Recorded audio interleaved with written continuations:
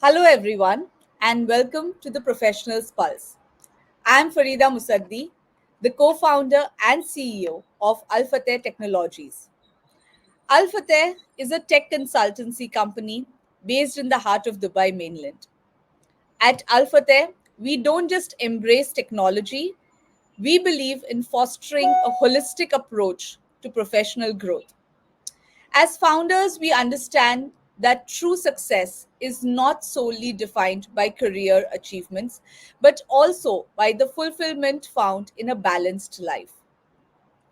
Our ethos revolve around the belief that each individual working with us should have the opportunity to harmonize their work life with personal passions.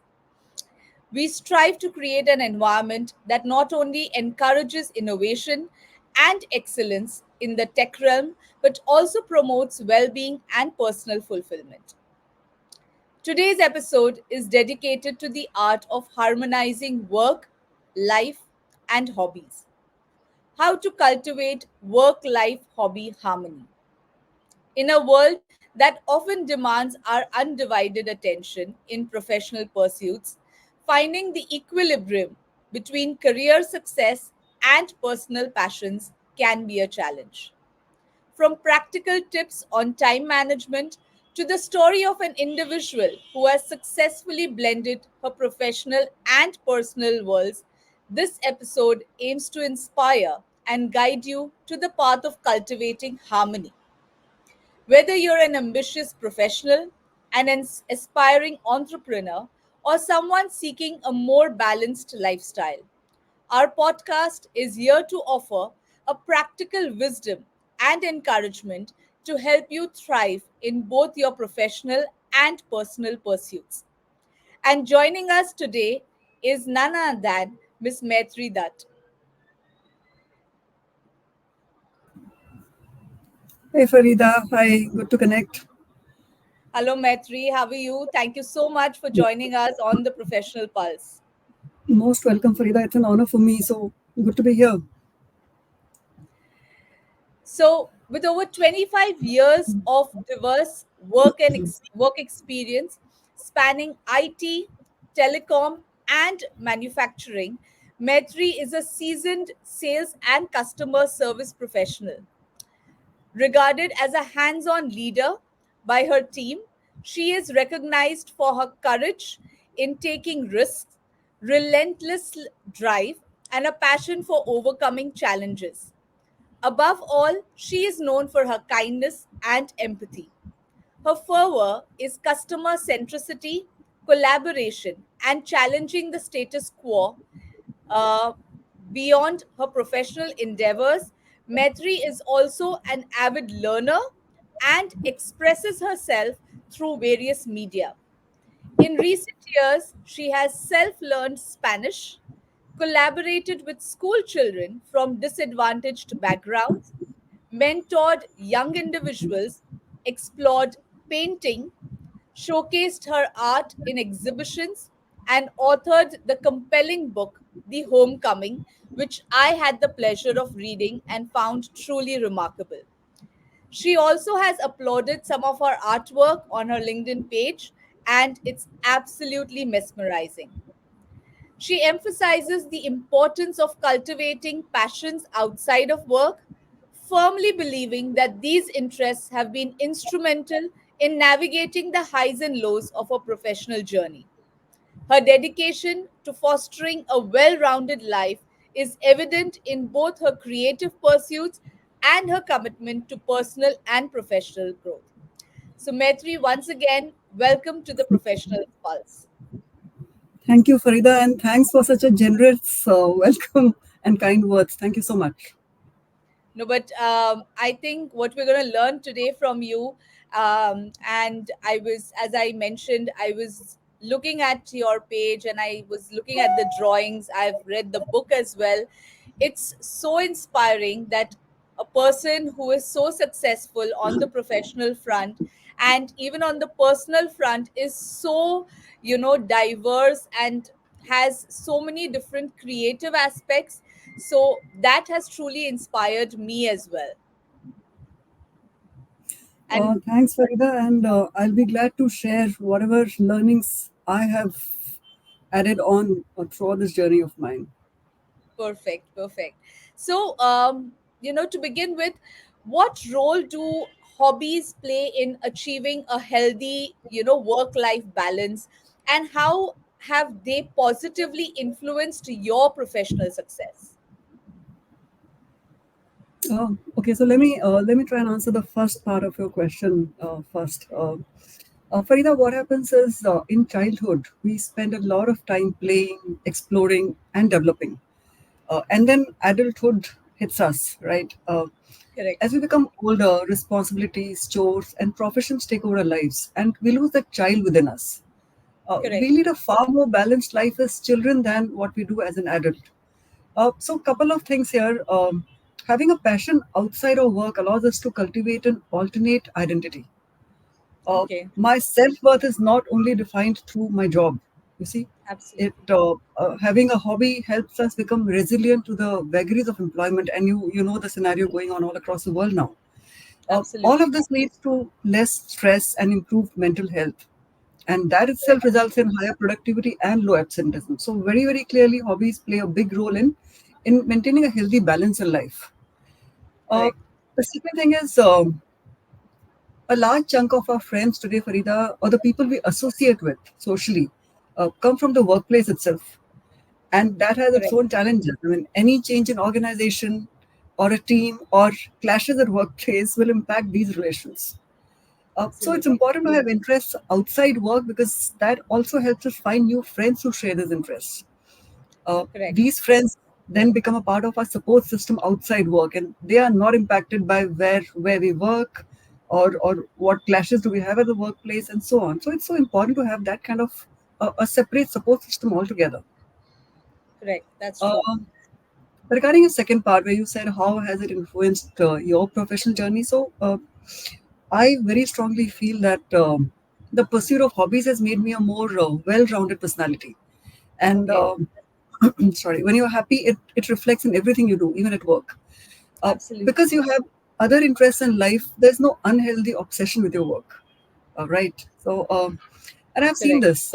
Some of my managers have been very enthusiastic cyclists, photographers, marathon runners, Yes. singers, while leading organizations. And Okay, frankly, I found them to be far more balanced and happier individuals than others. So yes, I've had good role models. You see. okay, So, so I hope I've answered your question, Farida. correct. And absolutely true. When we are working, nowadays people are so workaholic that they believe that everything is centered around that. But of course, there's life Absolutely. beyond. Absolutely. So there is, and life is unpredictable. So nowadays we cannot plan that this is what we'll take up a good hobby when we retire, or when our kids grow up, because we will never know if that's going to come true or not. So might as well start now. Yeah. So Farida, what happens is hobbies keep you grounded, give you that balance in life throughout your journey. So you should not postpone it till you retire because you actually need it far more during this entire journey itself. Correct, I agree, I agree. So as I was, when we were talking about what all passions you have, so you've been an author. We would love to see your book also, and you've also been a painter. So can you share how you ventured on this journey and how you balanced your career also alongside? Uh, okay, so let me answer it this way. There are there are various ways and reasons on why a person develops a certain hobby or interest. Some Okay, people stumble upon their hobbies by accident. correct. Some people return to the hobbies they used to dabble in when they were younger.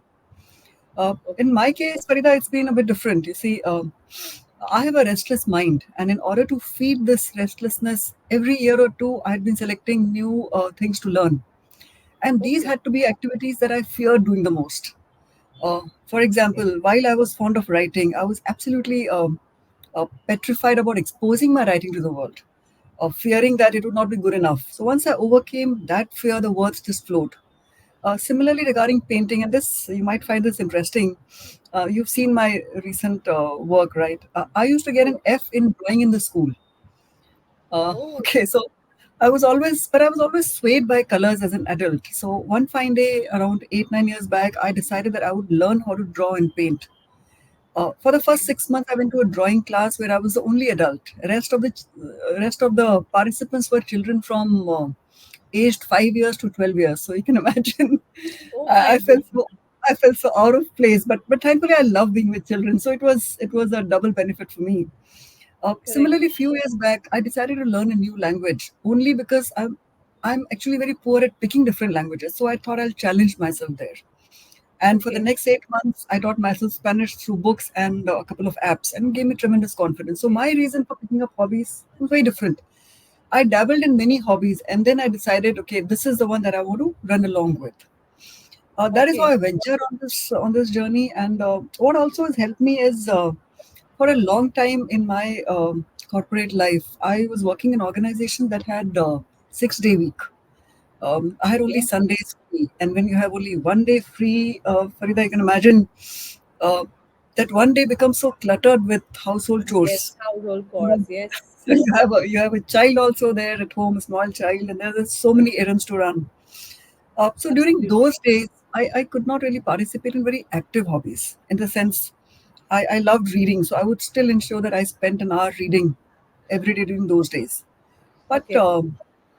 following an interest becomes easier when you have a 5 day week at work, and this is very important. And you're willing to sacrifice the usual weekend pursuits in order to give time to your hobby.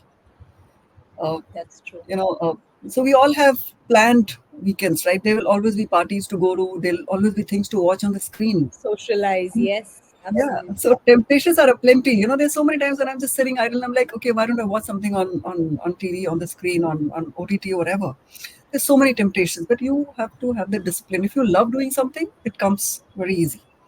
So that is how I ventured, and that is how kind of I still find time for it. Can we see the cover of your book? Yeah, sure. I hope this is visible. But Uh, then afterwards, we would like to put a picture of it. It's the Homecoming. I think it's available on Amazon, right? yeah, it's available on Amazon. It's called The Homecoming, and I had published it in 2019, and yeah, it's been a great experience coming out with a book. Yes. And you always had this story in mind. Uh, yes, I did. So this story germinated in my mind when I went to Ladakh, and I've been Oh, to Ladakh twice along with the family, and that's one place I just fell in love with. It's one of my favorite destinations. So the story germinated there. It was within me for a very long time before I started penning it down. okay. That's really inspiring to yeah. And I get that because I personally love reading, but with so many things sometimes, because you need to have that concentration now. So while we were young, it used to be a plenty of books, but now, of course, but you need to have that discipline that yes, I have to find time and I have to do this, Yes, only then it comes. Otherwise there are so many distractions that you easily get tempted towards doing something else or the other. yes, yes. You're so right. Yes. Yeah. And so could you share some more specific strategies or rituals which have helped you integrate your work and your personal life and your hobbies seamlessly? Um, yes. So, okay. Let me give you this example. This book, the book that I came out with, this book was completed while my daughter was still very young, and Okay. hence it was not possible to devote much time to it even during the weekends. Okay. And you would know, Farida, as a parent, when we have small children, it's important to spend time with your child on a regular basis. Absolutely. Uh, Yes. yeah. So what helped me was that many of the roles I have had in corporate life have involved quite a bit of traveling, Okay. and I utilized the travel time to complete my book. Whether Oh, whether in the flight, during the flight while traveling, I would open the laptop and start typing, or late night in the hotel room after returning from the field visits and after clearing the office mails, I would still spend a couple of hours again typing out. That is how the book got completed. Uh, so Okay. it is difficult. You see it, but then the way I managed it, it did not come in the way of my role in professional or family life. So Correct. similarly, whether it was learning Spanish or teaching management students for a semester, because I've done that as well, Correct. or Yeah, yeah, painting, or whether it's painting, I've been careful not to let it overlap with my duties at office or at home. So okay. yes, but yes, I've had to sacrifice time with my friends. We did not go out as much as we would have wanted to for dining out, for parties, etc. But then you can't have it all. You cannot have everything in Yes. life. You have to You prioritize. have to give up something. Yes, yes. That's true. Yeah, so I had to prioritize. So the key is maintaining that discipline. You have to maintain the discipline. Absolutely, yes. And Correct. whatever time you get, instead of wasting on things that don't really matter to you much, you can kind of start working on your hobby during that time. So it requires a lot of discipline.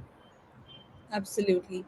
And I also, because, sometimes what happens is to get to know what do you want to do. Like you said, that art was something that you did not have or you did not do it, but then you had a liking towards it and you took it up. So many a times, I think even that is a confusion, that what should I do? And it's not only for professionals, I would say for many people, many, uh, after a certain age, they want to do something, Yeah, but yeah, they find it so difficult. And for everyone it's not easy, as you said, you went to an art class where there were students, so people shy out. So in that case, how, what would you suggest, or how should one go about it? Of course, everybody has individual interests, but for someone who's thinking about, how I should do it or what I should do, how can one start, or from where can one start? oh, good question. So let me, and I've gone through the rigmarole, so I have something to share Yeah, here, and I hope it helps people. See, correct. while any hobby will enrich one's mind, it's important to pick up those that really attract you, and and that you can afford in the long run without putting extra burden on your pocket, because that is also important to consider. Absolutely, yes. So we have to choose well. It's very important to choose well. Uh, Okay. and there are different ways to choose. So you could pick up a childhood hobby and start again. A lot of people do that. Uh, Maybe Absolutely, they used yes. to draw when they were small. They used to sing when they were young, and then because of professional and family life, it was left out somewhere. You can Correct. restart that, or like me, you can take up things that challenge you. Okay. I don't really, Farida, believe too much in New Year resolutions. See, I think we all end up breaking them a lot. But That's but true. frankly, New Year's resolutions helped me start with this. So 1 January, I said, okay, I'm going to teach myself Spanish, right, a new language, because it was very difficult for me. 1 January again, I said, okay, I must start learning art because I used to get zero in the school. So that's how I started. I started taking up things that challenged me. So that's one Challenge. way one can do that, because it's important to get rid of that fear in your mind. Another way, and this is a rather common way, is to see what kind of hobby classes are there in the neighborhood. Okay. I'm sure where you live or where I live or where people live, generally there's so many classes going on at the same time. Uh, Correct. Yes. Whether it's baking, it's drawing, it's personality development, it's just anything you can think of, right? And Correct. in most of the hobby classes, there are adults who are participating. You don't have to go to a class like I did, where you have 5-year-old kids, drawing along with you. Although True. I loved it. But you can just take a look at all these classes around you, and you can join different ones and then decide which one did you love doing the most. So I would That's true. suggest, if you're not very clear in your mind, saying, okay, this is my calling in life, my suggestion is uh, join these couple of 2-3 classes and then say, did you like something really a lot? And Correct. then you decide to run with it, take it forward. Yeah. That is Give that yourself is that time to choose. absolutely. So choose well, number one. Correct. Number two, my suggestion is, once you have chosen, you need to find time for it. Uh, Absolutely. we all have only 24 hours. It's not possible to add a 25th hour in our lives in a day. True. So from your usual routine, you should try and find out what is it that you're willing to let go of to incorporate a hobby. And Correct. that is very critical. If you try to add something more into a already cluttered workspace, it'll not work out. You'll just end up Yeah. stressing yourself a lot. That's true. So just see what is it that. that is of lesser value to you than others, and you can let go of that and add a hobby in that uh, same time.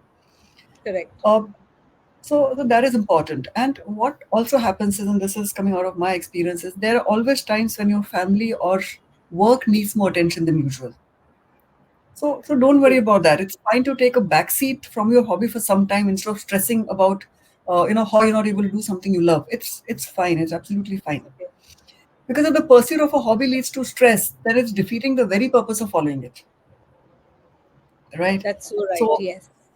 yeah, so one is choose well, second is find time for it. Number three is be prepared to let go of it or to take breaks because there's some other priority that's more important at that time. It's perfectly fine. Correct. I think you've summarized it so well, for anyone to take up. I think these key points are, anyone can follow this.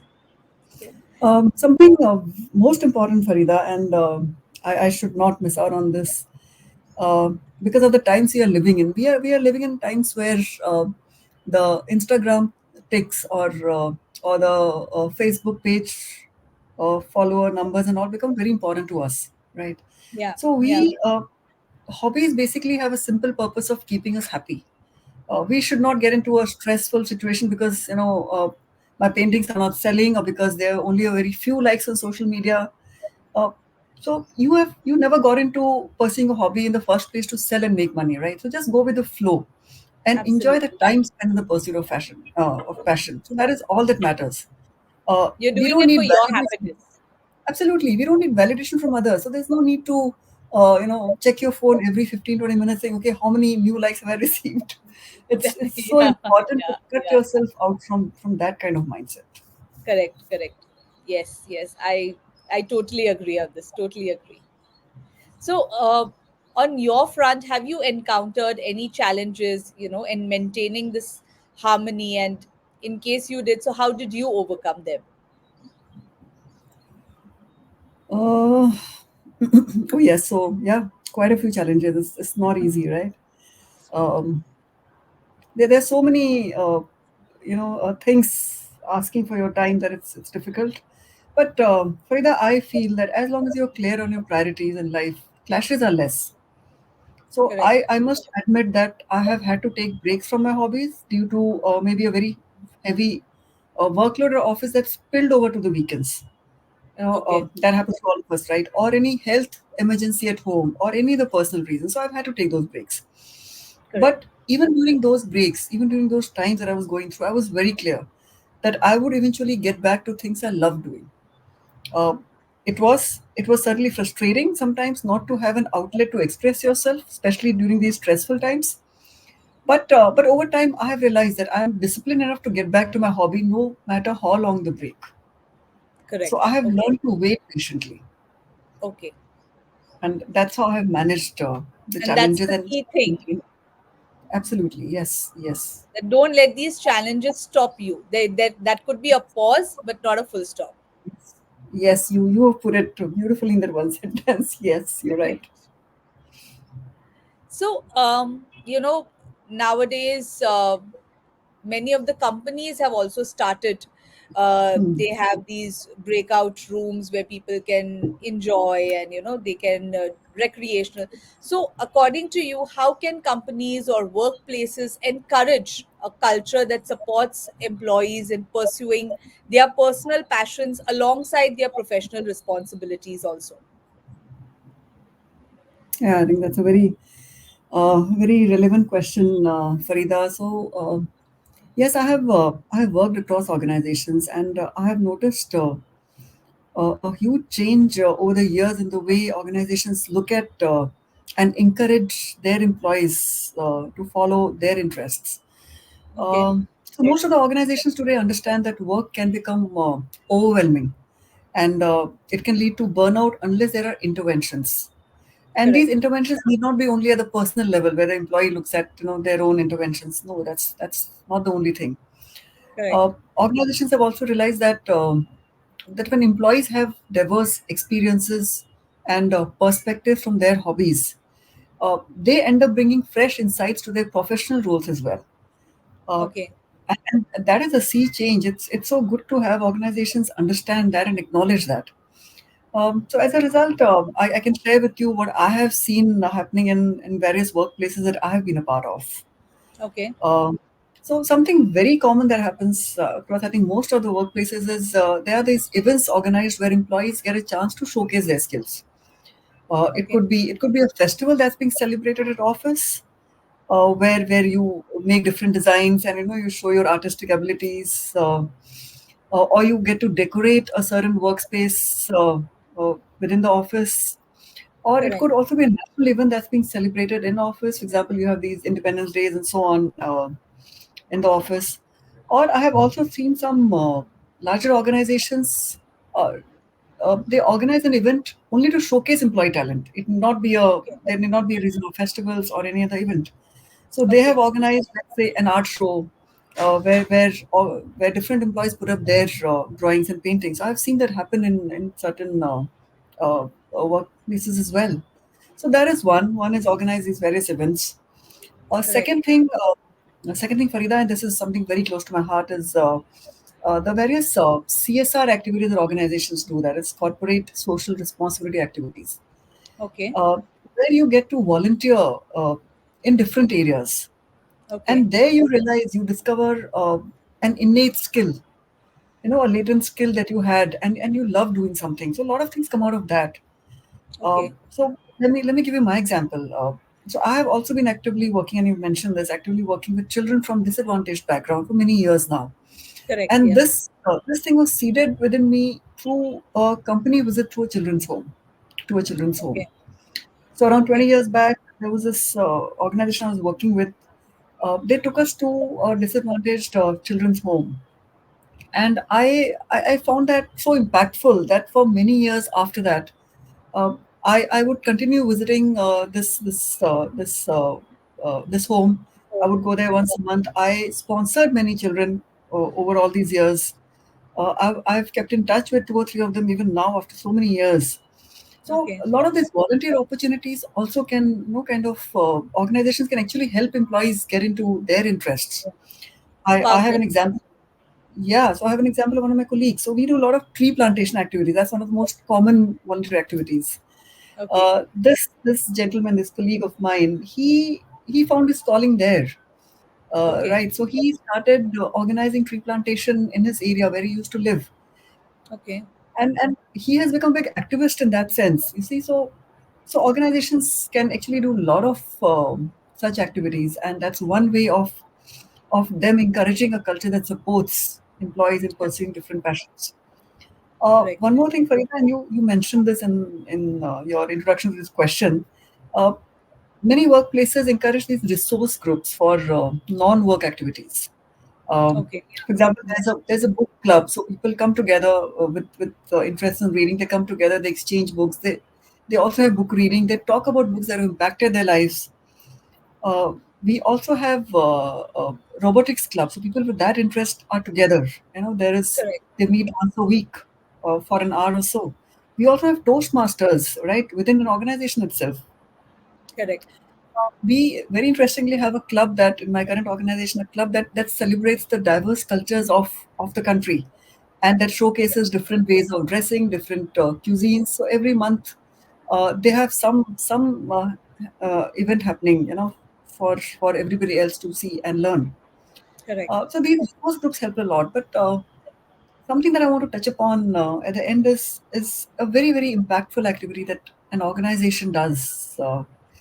Uh, when the company leaders take some time out for hobbies and interests outside of work, and they make it a point to talk about it within the office, that has a huge impact on everybody else. Yeah, it We inspires everyone. Yes, absolutely, it's so inspiring. And you are like, if my leader or if my CEO or a very senior person is able to take out time for a hobby or for an interest despite their heavy workload, then why can't I do it? Correct. So your thinking changes. Some people in my organization know that I've written a book. So once they got in, they came to me, and today also they send me a poem they have written, or they send me a blog they've written, and they say, okay, I'm starting a blog. How do you like this? What do you think of my article? Uh, I've had a lot of people coming to me showing them the illustration or the doodling they have done or their drawing and painting, and then they ask for their suggestion and my suggestion, and they're like, again, I should do it as a child. I want to do it again because I see your work and it's inspiring to me. So I Correct. think it feels good to be able to act as a catalyst somewhere. So I That's think I think people beyond a certain level can play a massive role in inspiring others within the office.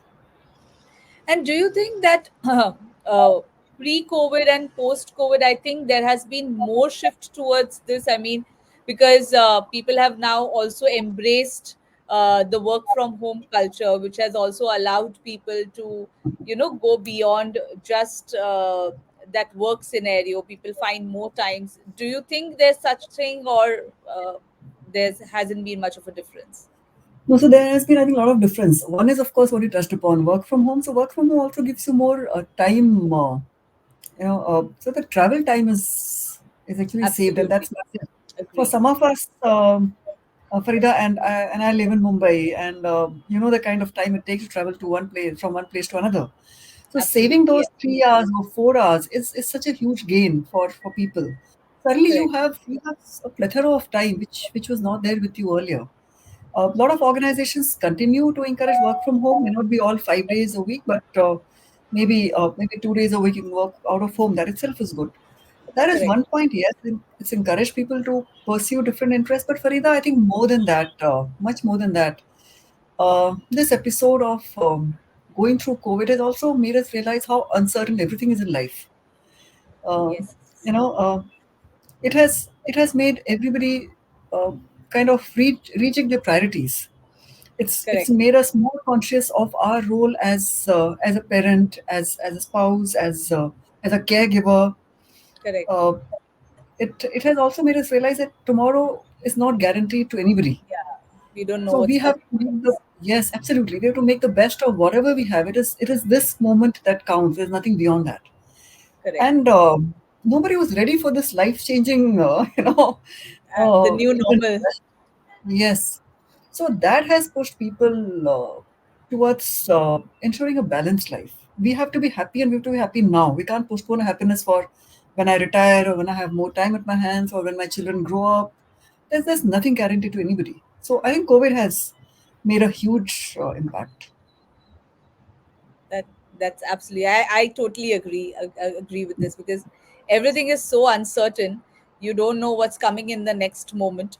So True. we have to live in the moment, and we have to make most of what we have with us right now. Yes, yes. So as parting words, what suggestions would you like to give to people from workplaces, other professionals, leadership, people who are in the leadership roles? And something very key that you mentioned during our talk, how people today are very much obsessed with social media, the number of followers, the number of likes that they get.